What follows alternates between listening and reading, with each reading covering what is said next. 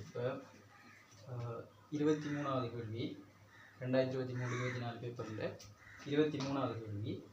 இதில் கால்சியம் கார்பனேட்டோட 10 கிராம்ட மூல் எவ்வளவுன்னு தான் கேள்வி.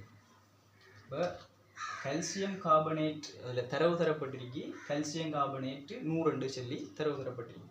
இந்த 100ன்றது என்னன்னு சொன்னால், அதாவது 100 கிராம் மூல் -1, அதாவது வேறு மூலை திணிவு. அதாவது ஒரு மூல் கால்சியம் கார்பனேட் எடுத்தோம்னால், ஒரு மூல் கால்சியம் கார்பனேட்டின் திணிவு தான் இந்த 100 கிராம். இப்போ கேட்டிருக்கி கால்சியம் கார்பனேட்டு 10 கிராம்.